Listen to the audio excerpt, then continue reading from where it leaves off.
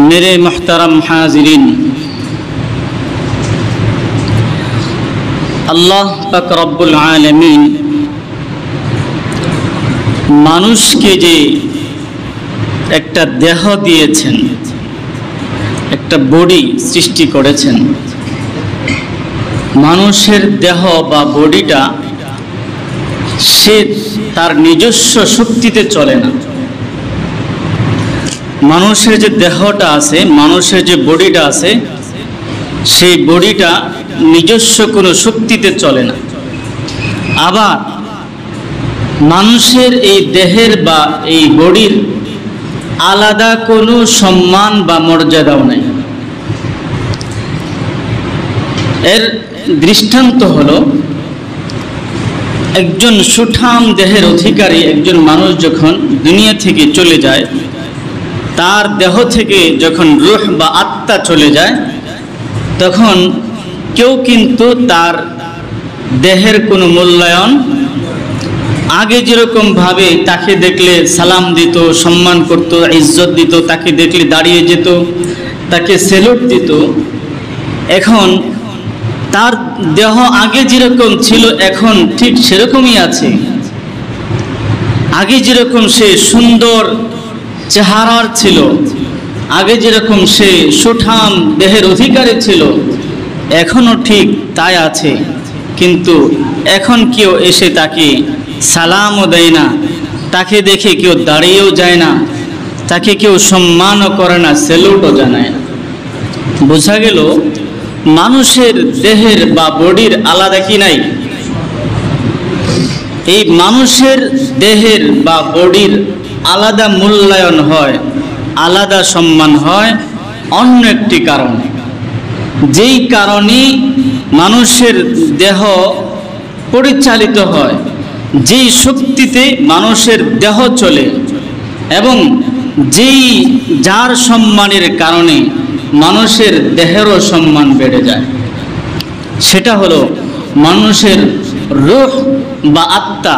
এটাকে আপনি যদি বলেন অল বা অন্তর। এই জন্য বিশ্বনবী রাসূলুল্লাহ সাল্লাল্লাহু আলাইহি ওয়াসাল্লাম মানুষের হৃদয়, অন্তর বা কলবকে মানুষের দেহের সব বলেছেন। আল্লাহর হাবিব বলেন, আলা ইন্না ফিল জাসাদি মুদগা, মানুষের দেহে এমন একটি মাংসখণ্ড আছে, ইদা সলহাত সলহাল জাসাদু কুল্লু, যখন মানুষের সেই মাংসখণ্ডটি ভালো থাকবে, সুস্থ থাকবে, তখন তার পুরোটা দেহই কি থাকবে? সুস্থ থাকবে, ভালো থাকবে, শান্তিতে থাকবে।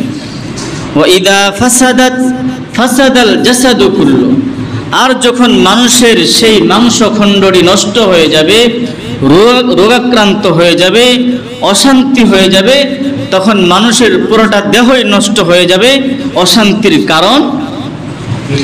এই জন্য প্রিয় হাজিরিন, আপনারা যদি একটু চোখ মেলে তাকান, চতুর্পার্শ্বে চতুর্দিকে একটু দেখেন, অনেক মানুষ এমন আছে আমরা যেগুলোকে শান্তির কারণ মনে করি, ভালো একটা বাড়ি, দামি একটা গাড়ি, অনেক টাকা পয়সা, ভালো কাপড় চোপড়, এরকম খাবার দাবার সব কিছুর আয়োজন আছে, কিন্তু যদি তাকে তার মনে অশান্তি থাকে, জিজ্ঞাসা করা হয় কেমন আছেন, না ভালো নেই। অথচ ভালো থাকার যে সমস্ত কারণ আমরা মনে করি, সব কারণেই বাহ্যিক দৃষ্টিতে সব কিছুই বিদ্যমান আছে। কিন্তু প্রিয় হাজিরিন, তার এই কলব বা অন্তর প্রশান্তি না হওয়ার কারণে, অন্তরে শান্তি না থাকার কারণে বাহ্যিক সব কিছু থাকার পরেও তার কি লাগে না। বোঝা গেল মানুষের আসল শান্তি হলো কলব বা অন্তরে।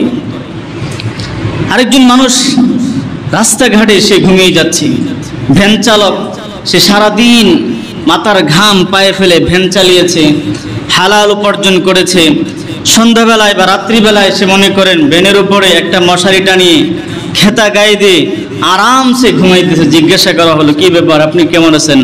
আলহামদুলিল্লাহ ভালো আছি। কারণ কি? তার কাছে যদিও বাহ্যিকভাবে আমরা যেগুলোকে শান্তির কারণ মনে করে এগুলো উপস্থিত নাই, কিন্তু তার অন্তরে তার দিলে শান্তি থাকার কারণে তার পুরোটাই দেহটাই কি শান্তির কারণ হয়ে গেছে। এখন সে যেখানে শোয় সেখানেই ঘুমিয়ে যায়, যাই খায় তাই ভালো লাগে, যাই করে তাই তার কাছে কি লাগে ভালো। কারণ কি? তার অন্তরে কি আছে? প্রশান্তি। প্রিয় হাজিরিন, এই জন্য মানুষের দেহের যেরকম রোগ আছে ঠিক এরকম ভাবে মানুষের কলব বা অন্তরেরও কি আছে রোগ। আমরা যেরকম আমাদের দেহে কোনো রোগ হয়ে গেলে, দেহ রোগাক্রান্ত হয়ে গেলে দক্ষ বিজ্ঞ ডাক্তারের শরণাপন্ন হয়ে সেটাকে সংশোধন করতে চাই, সুচিকিৎসা পেতে চাই, ঠিক এরকম ভাবে কেউ যদি শান্তিতে থাকতে চায়, বাহ্যিক এবং আভ্যন্তরীণ উভয় দিক থেকে কোনো ব্যক্তি যদি শান্তিতে থাকতে চায়, তাহলে তার জন্য জরুরি হলো তার অন্তরে যদি কোনো ধরনের রোগ হয়ে যায়, অন্তর যদি রোগাক্রান্ত হয়ে যায়, কলবে যদি রোগ হয়ে যায়, তাহলে সেগুলো সরানোর জন্য দক্ষ অভিজ্ঞ আল্লাহওয়ালাদের সান্নিধ্যে গিয়ে সুচিকিৎসা করা। কথা বলেন ঠিক কিনা? আল্লাহর হাবিব সাল্লাল্লাহু আলাইহি ওয়াসাল্লাম বলেন,